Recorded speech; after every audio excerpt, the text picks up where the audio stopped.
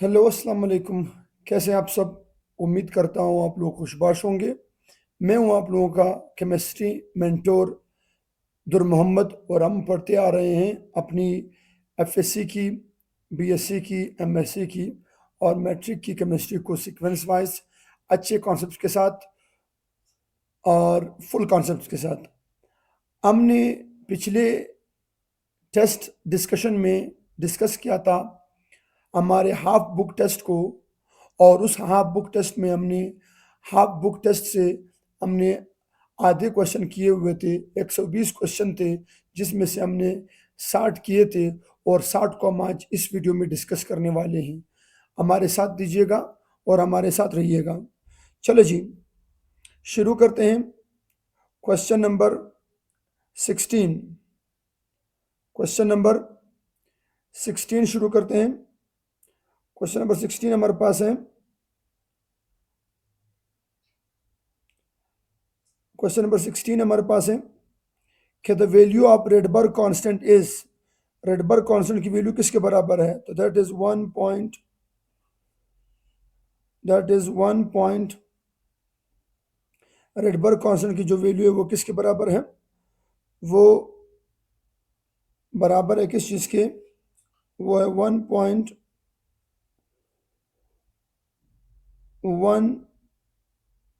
Into 10⁻⁷ पर metre के बराबर है। यस, ये आपके बुक में है, इसको याद रखिएगा।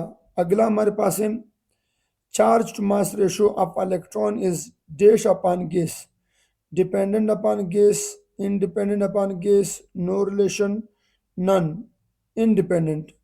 Charge to mass ratio of, charge to mass ratio of electron is what? Is independent upon what?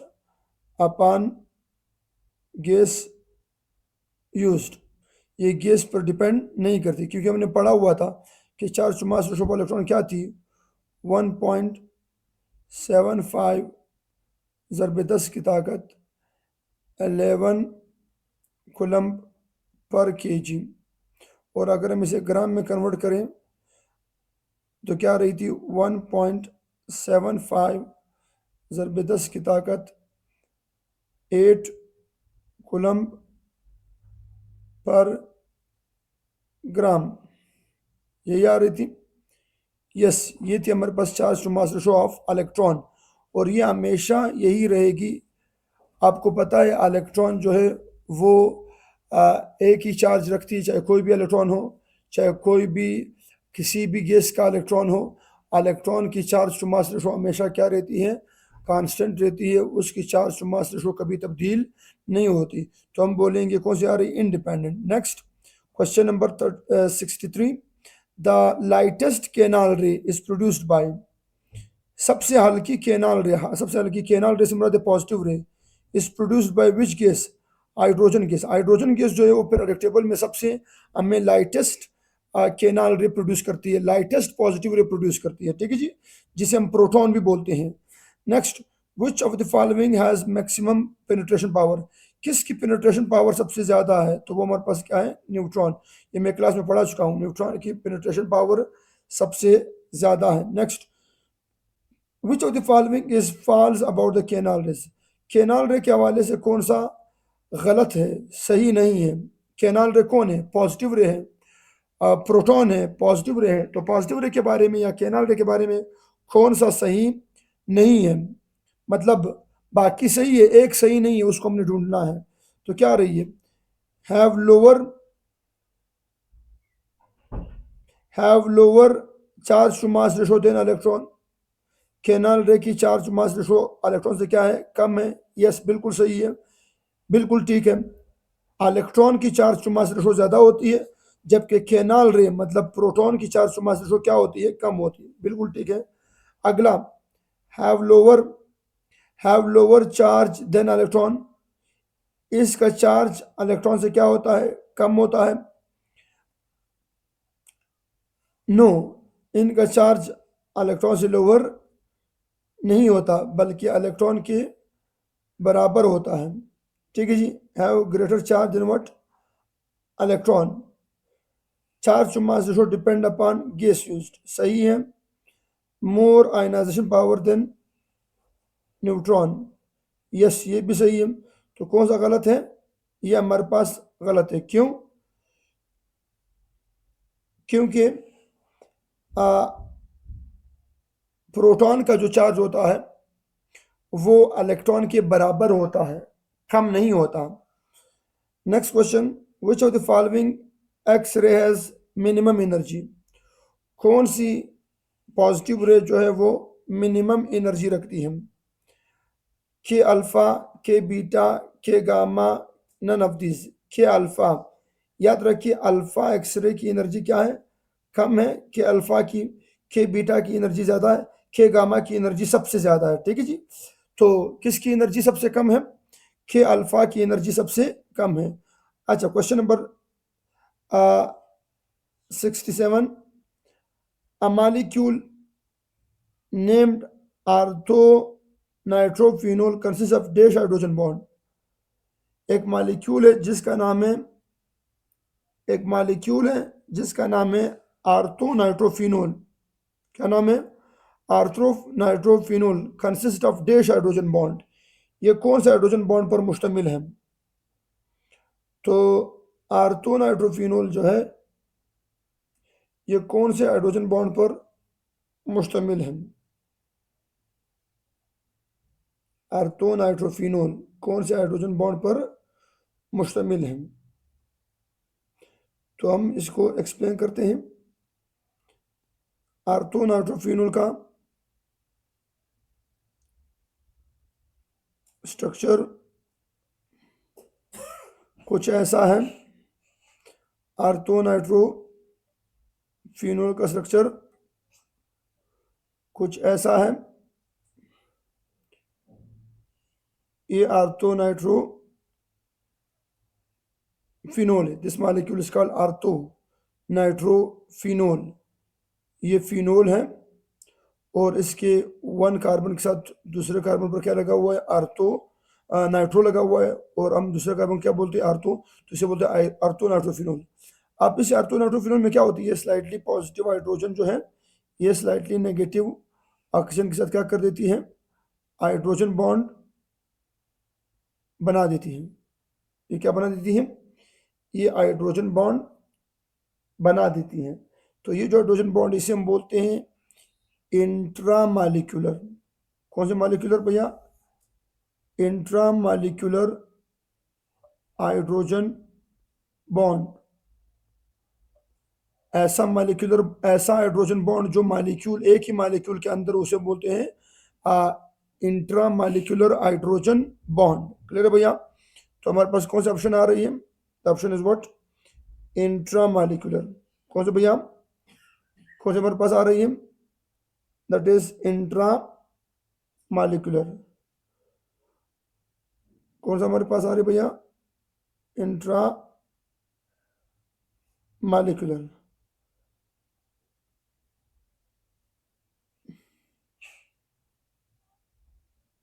Intra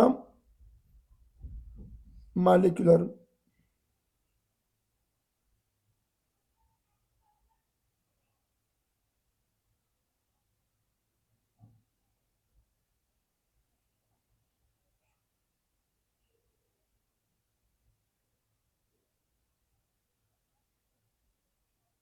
intra molecular. तो कौन से आ रही भैया? इंट्रा मालिकुलर आ रही। सही है। अब चलते हैं नेक्स्ट। यहाँ पर आप लोग इस तरह स्क्रीनशॉट ले लें। मैं आगे चलता हूँ।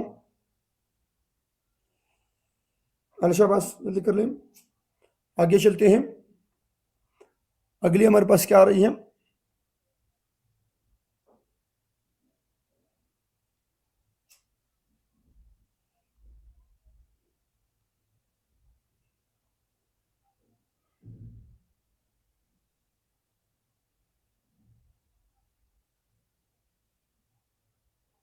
अच्छा, नेक्स्ट क्वेश्चन 68 है। The subshell with maximum n plus l value will have dash energy, high energy। जिस सबशेल की n प्लस एल वैल्यू क्या हो? मैक्सिमम हो, उसकी एनर्जी भी क्या होती है? मैक्सिमम होती है, हाई होती है। अगला क्वेश्चन, क्योंकि ये मैंने पढ़ाया हुआ था कि n plus L value of any orbital of any subshell is directly proportional to the energy of that orbital of that subshell. सही है, तो कौन सी आ रही है? Alpha option. Next question number 69, a subshell with n is equal to 3 l is equal to 1 can accommodate maximum, a subshell with n is equal to 3 l is equal to 1 can accommodate maximum। देखिए भैया, वो कहते हैं 2 electron, 6 electron, 10 electron, 14 electron. अच्छा, कहते हैं एक subshell है, वो तीसरे शेल में है, एन उसका तीसरा है, तीसरा शेल है। तीसरे शेल से हमारा काम नहीं है, हमें किससे काम है? सब शेल से। कौन से सब शेल की बात हो रही है? L is equal to 1। L is equal to 1 से क्या मुराद है? मतलब आज़िमुथुल क्वांटम नंबर वैल्यू किसकी है? 1 किसकी है? पी की है, पी सब शेल। तो पी सब शेल में कितने इलेक्ट्रॉन आते हैं? 6। पी सब शेल में कितने इलेक्ट्रॉन आते हैं? 6 इलेक्ट्रॉन आते हैं। P X, P Y, P Z, दो इलेक्ट्रॉन आ रहे हैं, तो टोटल 6 इलेक्ट्रॉन आ रहे हैं। 70 question, the charge to mass ratio of the cathode ray is dependent upon, the charge to mass ratio of cathode ray is dependent upon gas used, metal used, both, none। Cathode ray की जो charge to mass ratio है वो किसी चीज पर भी depend नहीं करती। कैथोड रे से क्या मुराद है? इलेक्ट्रॉन। इलेक्ट्रॉन की चार्ज टू मास रेशो कभी तब्दील नहीं होती, उसकी चार्ज टू मास रेशो हमेशा क्या रहती है? कांस्टेंट रहती है, और वो कभी तब्दील नहीं होती। और वो वैल्यू क्या है? 1.75 ज़रबे 10 की ताकत 11 कूलम्ब पर केजी। ये वैल्यू याद रखना, ठीक है जी। Next 71, maximum number of orbitals in a subshell is given by, एक सबशेल के अंदर एक सबशेल के अंदर ऑर्बिटल्स की तादाद कौन से फार्मूले से दी जाती है? 2l+1 से। किससे भैया? 2l+1। ऑर्बिटल्स की तादाद एक सबशेल के अंदर मालूम करने का फार्मूला है 2l+1। क्या भैया? 2l+1। l क्या है? l is the number of subshell. किस सबशेल के अंदर आप मालूम कर रहे हो, तो उसके लिए 2l+1। अगर आप s के अंदर मालूम कर तो 0 पुट कर लो, तो 2 + 0 + 1, तो क्या जाएगा? 1 ऑर्बिटल। s के अंदर 1 ऑर्बिटल है। p के अंदर क्या है? 2 मल्टीप्लाई विद 1 क्यों लिख रहा हूं? क्योंकि l की वैल्यू 1 है p के लिए, तो क्या जाएगा? 2 × 1, 2 + 1 3 आना। p के अंदर कितने ऑर्बिटल होते हैं? 3। तो ऑर्बिटल की तादाद मालूम करने का फार्मूला क्या है? 2l+1। Next, the mass of 1 mole of electron is, 1 mole electron का जो वजन है वो कितना है? 0.55 मिलीग्राम, 9.1, 0.0005 AMU, और कितना? ये हमारे पास क्या और कौन से आ रही है? एक मोल इलेक्ट्रॉन का वजन कितना है? 0.55 मिलीग्राम। ये याद रखना, सब ये याद रखना कि 1 मोल इलेक्ट्रॉन का वजन कितना है? 1 मोल इलेक्ट्रॉन का वजन है 0.00055 ग्राम। सही है। अगर मैं इसे कन्वर्ट कर दूं, एक बार यहां पर ले आऊं, दूसरी मर्तबा, तीसरी मर्तबा ले आऊं, तो क्या बन जाता है? 0.55 मिलीग्राम। बनती कि नहीं बनती? सो कौन सा ऑप्शन सही है हमारे पास? The option is what? The option is alpha. How many times charge to mass ratio of proton is greater than that of electron?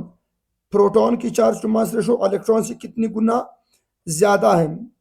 याद रखें, प्रोटॉन की charge to mass ratio electron से ज्यादा है ही नहीं। प्रोटॉन की charge to mass ratio electron से ज्यादा होती ही नहीं है, बल्कि इलेक्ट्रॉन की चार्ज टू मास रेशो, ये याद रखना, इलेक्ट्रॉन की चार्ज टू मास रेशो ज्यादा होती है किस चीज से? प्रोटॉन से। और कितनी मरतबा ज्यादा होती है? 1836 मरतबा। सब याद रखना, इलेक्ट्रॉन की charge to mass ratio proton से 1836 गुना क्या है? ज्यादा होती है। चलो जी, तो यहां पर हमारे पास जो आ रही है वो है 1836। किसकी ज्यादा है? इलेक्ट्रॉन की। मगर यहां पर क्या बोल रहे हैं? How many times charge to mass ratio of proton is greater than electron. तो ऐसा कोई सीन नहीं है, ये बिल्कुल गलत क्वेश्चन है। मतलब गलत तो नहीं, आप ये कह सकते हैं नन, मतलब ये सही ही नहीं है, इनमें से कोई ऑप्शन भी सही नहीं है, ये ऑप्शन पॉसिबल ही नहीं है। ओके भैया, चलो जी नेक्स्ट क्वेश्चन नंबर 74 पर चलते हैं। आप लोग जरा पिक्चर ले लें, मैं आगे चलता हूं। अलशा बस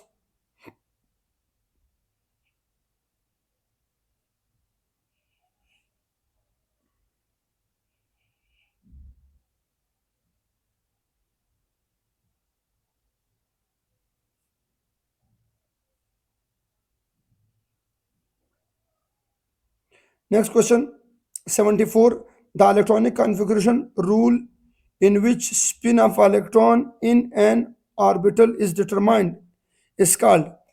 ऐसा इलेक्ट्रॉनिक कॉन्फ़िगरेशन का उसूल जिसमें एक ऑर्बिटल के अंदर स्पिन ऑफ इलेक्ट्रॉन की बात बोली गई थी, उसका नाम क्या था? उसका नाम था poly exclusion principle. Poly exclusion principle ने क्या बोला हुआ था कि एक इलेक्ट्रॉन को क्लॉकवाइज रखेंगे, दूसरे को एंटी क्लॉकवाइज रखेंगे, याद है? यस।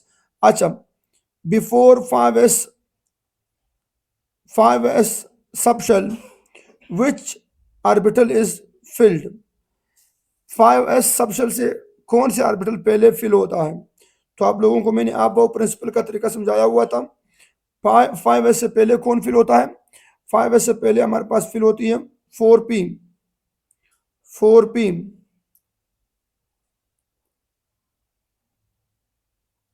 4p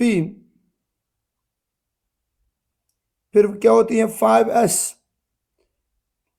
फिर क्या होती है, फिर क्या होती है, फिर होती है 4d। अच्छा next 76, graphite has day structure. Graphite का जो सॉलिड स्ट्रक्चर है वो कौन सी है? हेक्सागोनल है, क्यूबिक है, ट्राइक्लिनिक है?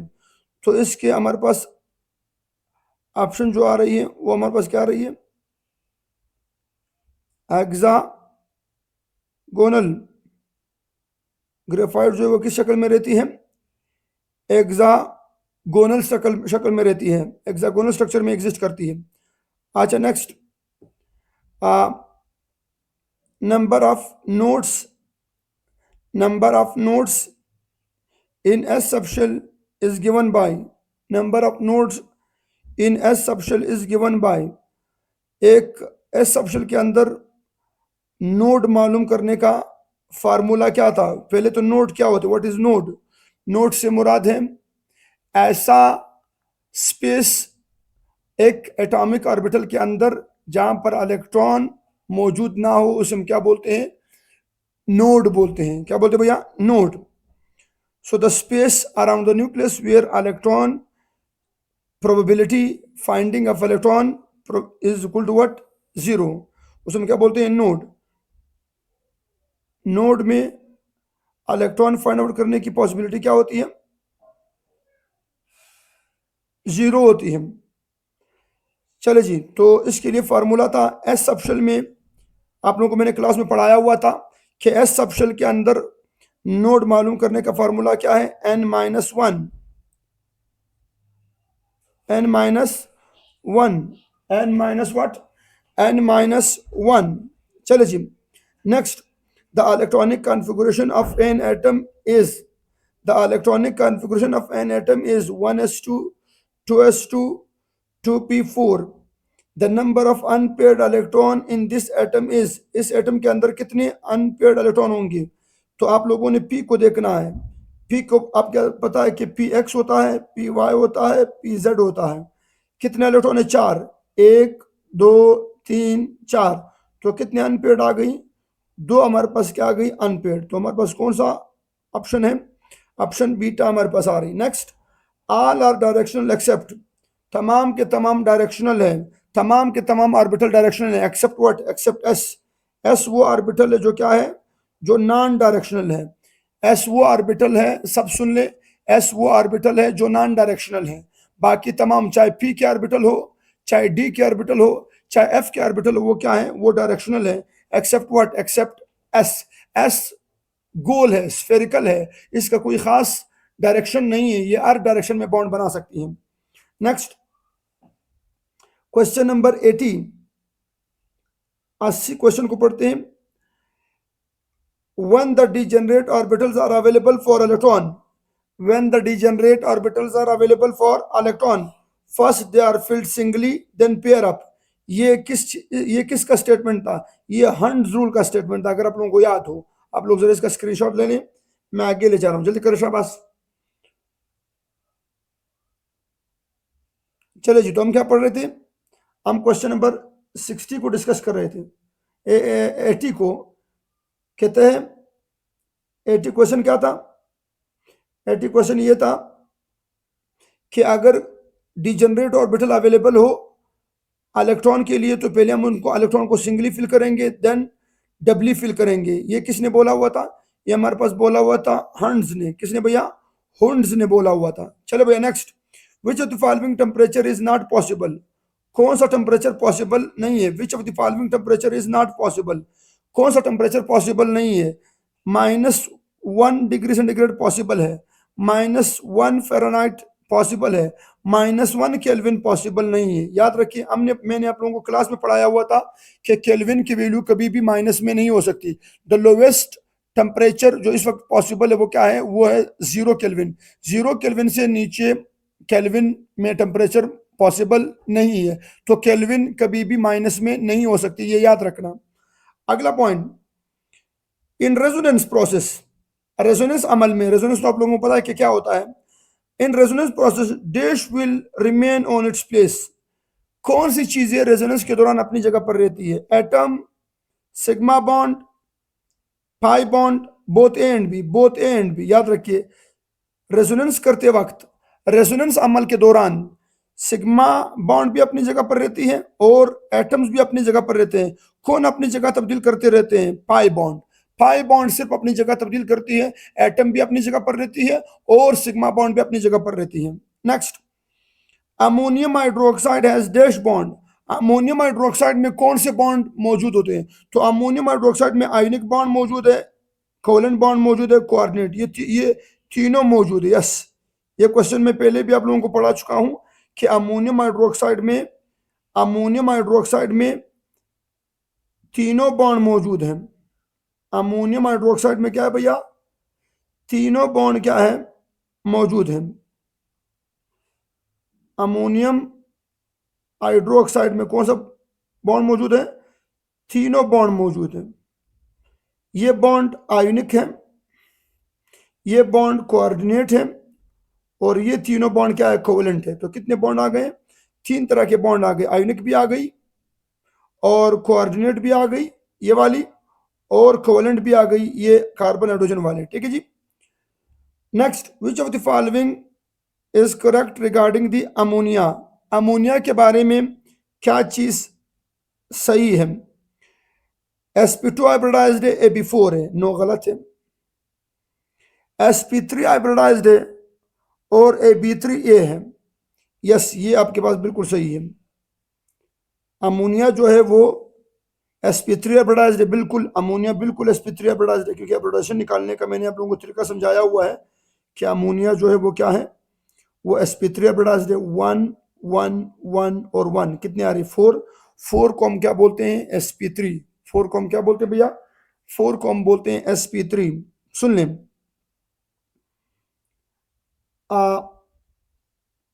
और साथ में इसको हम क्या बोलते हैं? इसको हम बोलते हैं ab3e। ab3e क्यों बोलते हैं?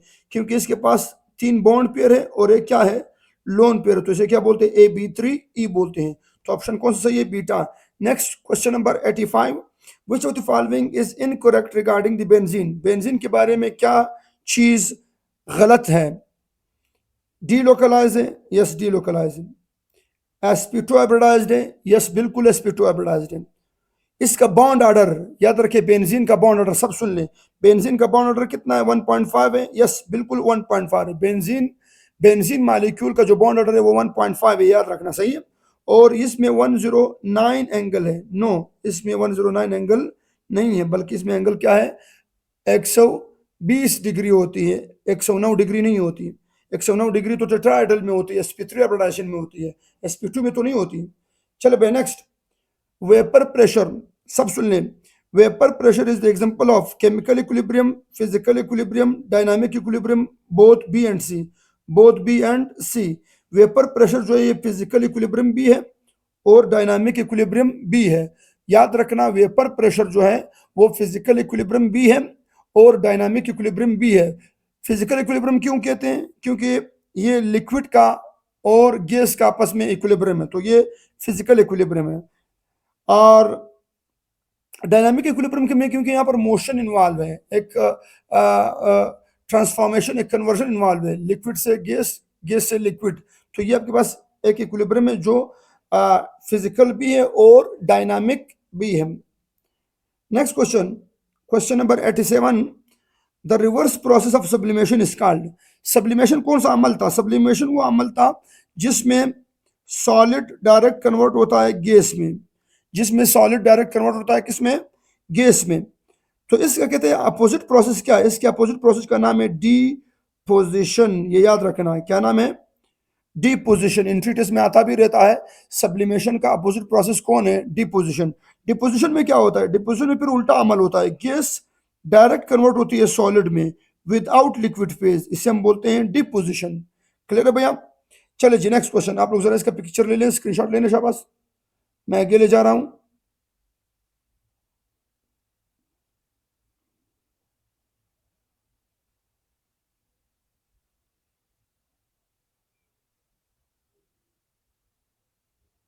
अच्छा, question number 88, reverse process of fusion is called.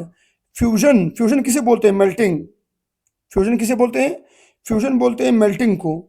कहते हैं मेल्टिंग का मतलब फ्यूजन का जो रिवर्स प्रोसेस है उसका नाम क्या है? फ्यूजन का जो रिवर्स प्रोसेस है मतलब मेल्टिंग का जो रिवर्स प्रोसेस उसका नाम क्या है? फ्रीजिंग। उसका नाम क्या है? Freezing.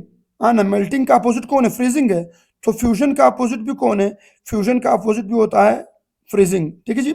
How many carbons, how many carbons are sp2 hybridised in propene. Propene molecule में कितने कार्बन sp2 हाइब्रिडाइज्ड है?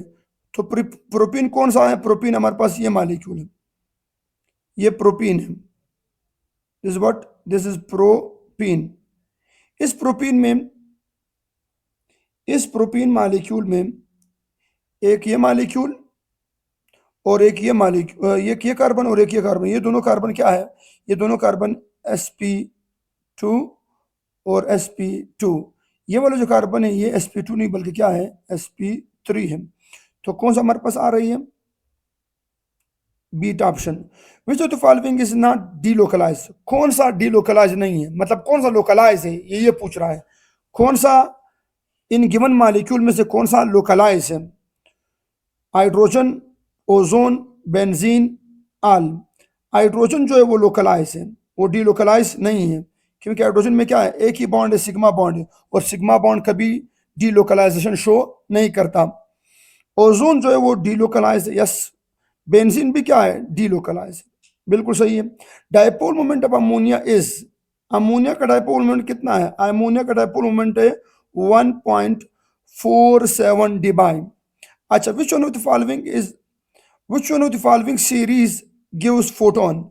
कौन सा हाइड्रोजन का सीरीज है जो हमें फोटोन देती है?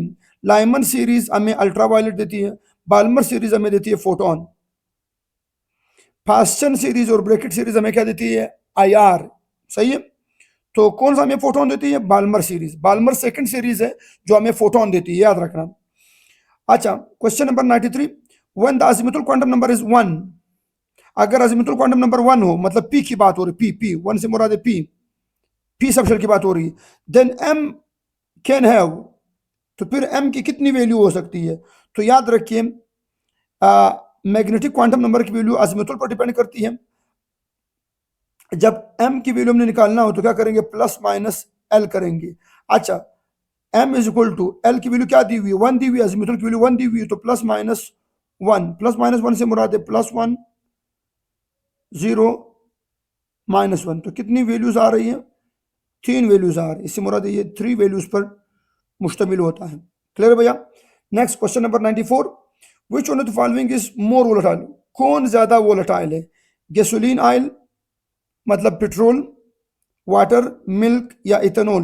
पेट्रोल, क्योंकि पेट्रोल में क्या है? लंडन डिस्पर्जन फोर्सेस है, और ये मोर इवापोरेटिव होती है, मोर वोलेटाइल। वोलेटाइल से मुराद उड़ने वाला, ये ज्यादा वोलेटाइल होती है। Next, which one of the following atom does not follow aufbau principle, कौन सा एटम है जो अबव प्रिंसिपल को ओबे नहीं करता इन एटमों में से, वो है कार्बन।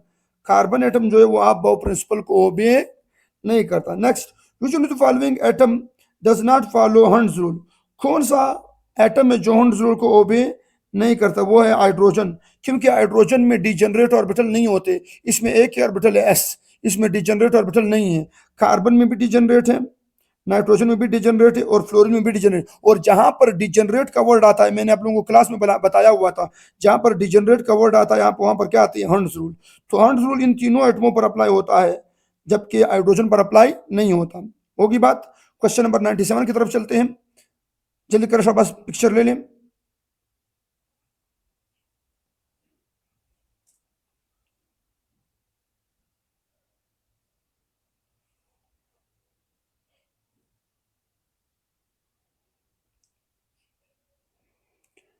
अच्छा 97, the magnetic quantum number of unpaired electron of fluorine atom is, fluorine atom के अंदर इलेक्ट्रॉनिक कन्फर्मेशन क्या है, इसका एटॉमिक नंबर है 9, 1s2, 2s2, 2px, 2py, 2pz। क्या रही है, 2 और 2 4, 5, 6, 7, 8 और 9। एक इलेक्ट्रॉन जो है वो अनपेड यहाँ पर है, किसमें है, px में है। किसमें भैया, px में है। अच्छा, वो कहता है कि मैग्नेटिक क्वांटम नंबर, मैग्नेटिक से मुराद ऑर्बिटल की बात हो रही है, मैग्नेटिक से मुराद ऑर्बिटल की बात हो रही है, orbital orbital. Magnetic quantum number of unpaired electron of fluorine atom is, कि फ्लोरीन एटम के अंदर जो अनपेड इलेक्ट्रॉन है वो जिस ऑर्बिटल में है उसके लिए मैग्नेटिक क्वांटम नंबर की वैल्यू क्या पुट हो रही है, -1। क्या इस्तेमाल हो रही है, 1, क्योंकि ये पी है, पी के लिए क्या इस्तेमाल होती है, -1, 0, +1। तो बहरहाल 0 भी सही था, मगर 0 से मोर एक्यूरेट कौन है, -1, -1 बिल्कुल सही है, ठीक है जी। Which one of the following as strong hydrogen bond, किस में हाइड्रोजन बॉन्ड सबसे स्ट्रॉन्ग है, वो है HF में, HF में हाइड्रोजन बॉन्ड सबसे स्ट्रॉन्ग है।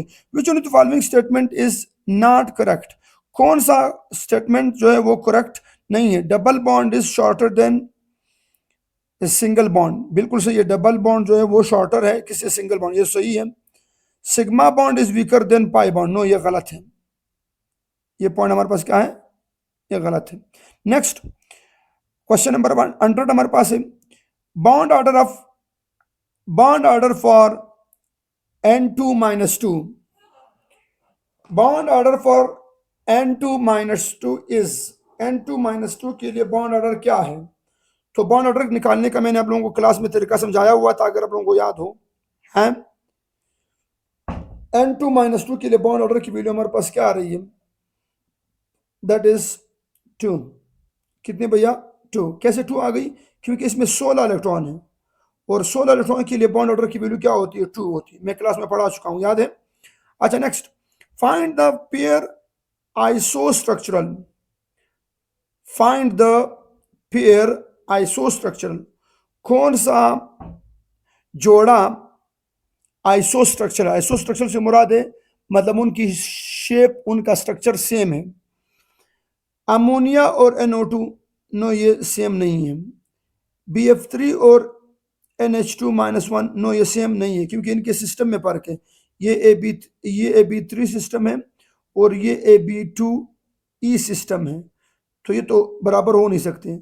Next, BF3 NO3-1, next NH2-1 और H2O, यस ये दोनों सेम है, क्योंकि NH2-1 इसके साथ एक लोन पेयर है और एक नेगेटिव चार्ज है, तो ये दोनों जो सिस्टम है, ये दोनों सिस्टम कौन है, AB2E2, इनके पास 2 बॉन्ड पेयर है और इनके पास 2 लोन पेयर है, इसलिए क्या कहलाती है, AB2E2 सिस्टम कहलाती है। कैसे AB2E2, आप लोगों को पता है कि जब नाइट्रोजन एक इलेक्ट्रॉन, एक हाइड्रोजन निकाल लेती है तो आपके पास क्या बन जाती है, कुछ ऐसा स्ट्रक्चर बन जाती है, और वाटर का भी ऐसा ही कुछ स्ट्रक्चर है, आप लोगों को पता है, सही है।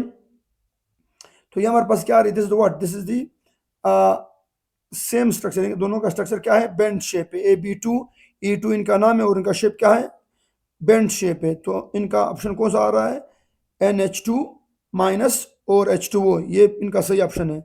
विच of the following, which type of bond is formed by the overlap of p orbital.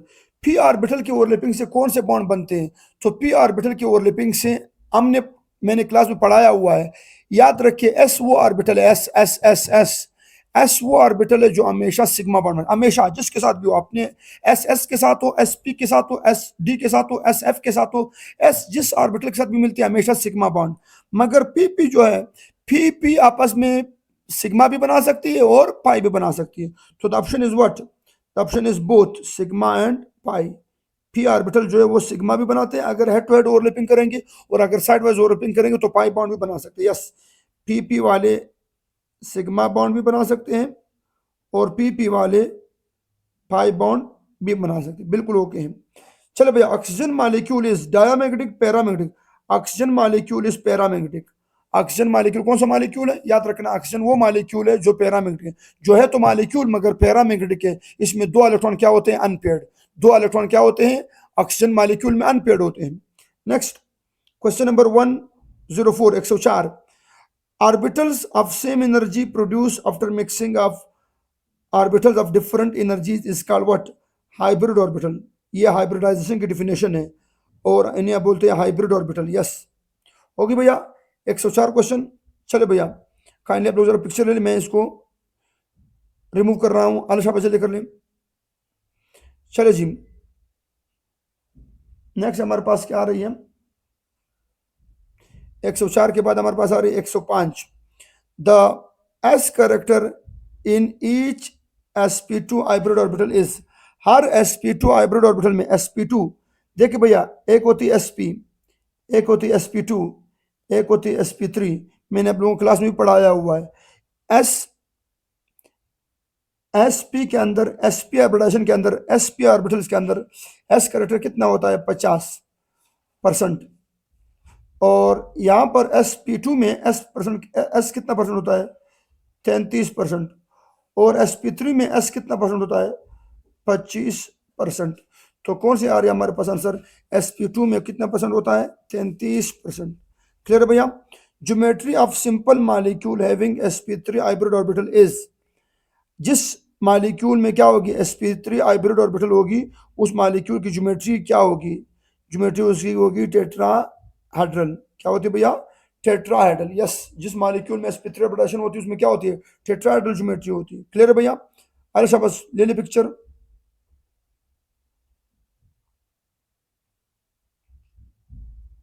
चलो भैया, क्वेश्चन पढ़ते हैं, क्वेश्चन नंबर 107। क्वेश्चन नंबर 107, तवज्जो फरमाइए। क्वेश्चन नंबर 107 हमारे पास क्या आ रही है, विच of the following does not have zero dipole moment. किसका डायपोल मोमेंट जीरो नहीं है, किसका डायपोल मोमेंट जीरो नहीं है। तो यहाँ पर हमारे पास ऑक्सीजन का डायपोल मोमेंट जीरो है। यस, BF3 का भी डायपोल मोमेंट जीरो है, कार्बन डाइऑक्साइड का भी डायपोल मोमेंट जीरो है, मगर ओजोन जो है उसका डायपोल मोमेंट जीरो नहीं होता। ठीक है जी, क्योंकि ओजोन का शेप क्या होता है, बेंड शेप होता है, सही है, और उसका डायपोल मोमेंट जीरो नहीं होता।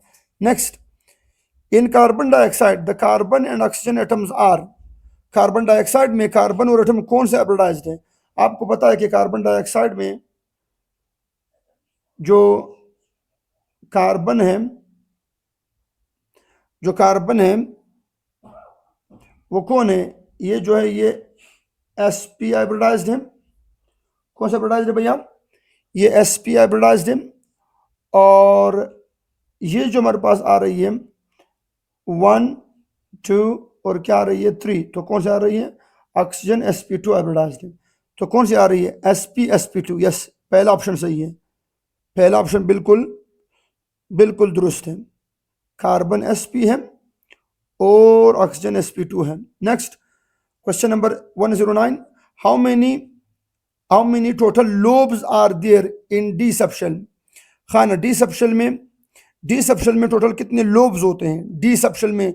डी सबशेल की बात हो रही है, ऑर्बिटल की बात नहीं हो रही, डी सबशेल की।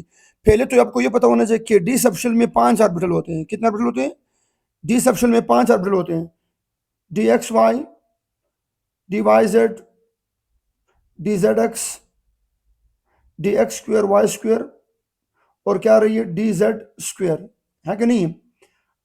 अब ये 5 ऑर्बिटल आ रहे हैं, इन 5 ऑर्बिटल में कितने लोब आ रहे हैं, ये इन्हें बोलते हैं लोब्स, ये लोब है 1 2 3 4, 1 4 8 12 16 18, तो कौन से हमारे पास आ रही है 18, हमारे पास क्या आ रही है 18 lobes are there in d sub shell. D sub shell के अंदर 5 ऑर्बिटल है डी वाले, और इन 5 ऑर्बिटल में सब शेल की तादाद क्या है, लोब्स की तादाद क्या है, लोब्स की तादाद इनमें आ रही है भैया, लोब्स की तादाद इनमें है 18। So the option is what, the option is 18, the option is what 18। Next, according to VSEPR theory molecule stable in dash geometry. Molecule किस ज्योमेट्री में स्टेबल है, जहां पर मैक्सिमम डिस्टेंस हो मैक्सिमम रिपल्शन हो नो, मिनिमम डिस्टेंस हो minimum repulsion हो no, minimum distance हो मैक्सिमम रिपल्शन हो नो, मिनिमम रिपल्शन हो मैक्सिमम डिस्टेंस हो, यस। ये बाकायदा वेस्पर थ्योरी की स्टेटमेंट है कि मॉलिक्यूल तब स्टेबल होगा जहां पर मिनिमम रिपल्शन होगी और मैक्सिमम क्या होगी, डिस्टेंस होगी। जितना फासला ज्यादा होगा और रिपल्शन उतनी क्या होगी, कम होगी, मॉलिक्यूल तब क्या होगा, स्टेबल होगा, यस बिल्कुल सही है। Question number 111, which of the following molecule has N2 molecular orbital diagram. कौन सा मॉलिक्यूल है जो नाइट्रोजन मॉलिक्यूल के डायग्राम को फॉलो करता है। दिखने में तो ये दिख रहा है कि ये सारे क्या है, ऑक्सीजन के फॉलोवर्स हैं, मगर याद रखिए नाइट्रिक ऑक्साइड एक वो एक्सेप्शनल केस है जिसमें इलेक्ट्रॉन की तादाद 14 से ज्यादा है, मगर फिर भी वो नाइट्रोजन को फॉलो कर रहा है, ऑक्सीजन को फॉलो नहीं कर रहा। Nitric oxide NO, nitrogen monoxide. अच्छा, next question number 112, which one of the following has maximum bond order. किस की बॉन्ड ऑर्डर मैक्सिमम है, बॉन्ड ऑर्डर किसकी मैक्सिमम है, किस में बॉन्ड ऑर्डर ज्यादा है, किस में नंबर ऑफ बॉन्ड ज्यादा है, F2 में, O2 में, O2-1 में, या NO में। सही है भैया, या NO में, किस में बॉन्ड ऑर्डर मैक्सिमम है। तो यहां पर जो बॉन्ड ऑर्डर आ रही है, फ्लोरीन मॉलिक्यूल में बॉन्ड ऑर्डर 1 है, क्योंकि इसमें 18 इलेक्ट्रॉन है और 18 इलेक्ट्रॉन का बॉन्ड ऑर्डर 1 आता है। सही है, ये याद रखना, ये मैंने क्लास में पढ़ाया हुआ है। ऑक्सीजन का 16 इलेक्ट्रॉन है तो बॉन्ड ऑर्डर 2 है, और ऑक्सीजन -1 का जो इलेक्ट्रॉन है वो हमारे पास 17 आ रही है, और 17 इलेक्ट्रॉन का बॉन्ड ऑर्डर जो है वो हमारे पास आ रही है, कितनी आ रही है 1.5, कितनी आ रही है भैया 1.5। और नाइट्रिक ऑक्साइड की जो बॉन्ड ऑर्डर है, नाइट्रिक ऑक्साइड, इसमें इलेक्ट्रॉन आ रहे हैं 15, और 15 इलेक्ट्रॉन का जो बॉन्ड ऑर्डर है वो हमारे पास आ रही है 2.5। तो कौन सा सही है, नाइट्रिक ऑक्साइड का जो बॉन्ड ऑर्डर है वो क्या है 2.5 है, जो सबसे मैक्सिमम है। Next, which of the following molecule does not have permanent dipole moment. किस में डायपोल मोमेंट नहीं है, SO3 में नहीं है, SO3 में डायपोल मोमेंट नहीं है, SO2 में है, हाँ बिल्कुल है, SO2 में डायपोल मोमेंट बिल्कुल है, मौजूद है, यस लोन पेयर है। और हाइड्रोजन सल्फाइड में भी डायपोल मोमेंट मौजूद है, और कार्बन मोनोऑक्साइड में भी क्या है डायपोल मोमेंट मौजूद है, मगर सल्फर ट्राइऑक्साइड में डायपोल मोमेंट मौजूद नहीं है, क्योंकि ये एक दूसरे को डायपोल मोमेंट को क्या कर लेती है, कैंसिल आउट कर रही होती है, जिसकी वजह से ये क्या है, ये नॉन पोलर है, उसकी डायपोल मोमेंट 0 है, परमानेंट डायपोल मोमेंट नहीं रखती। विच one of the following does not have तो कौन है, SO3। क्वेश्चन नंबर 114 की तरफ आते हैं, electron negativity has dash relation with peak character. Electron negativity और पीक करेक्टर में क्या रिलेशन है, ये मैं आप लोगों को क्लास में समझा चुका हूं कि electron negativity has direct relation with S character and inverse relation with what, P character. तो जितना पी करेक्टर ज्यादा होगा इलेक्ट्रोनेगेटिविटी क्या होगी, कम होगी। तो कौन सा रिलेशन है, याद रखना इनवर्स रिलेशन है। अच्छा, क्वेश्चन नंबर 115 की तरफ चलते हैं, ध्यान दीजिए।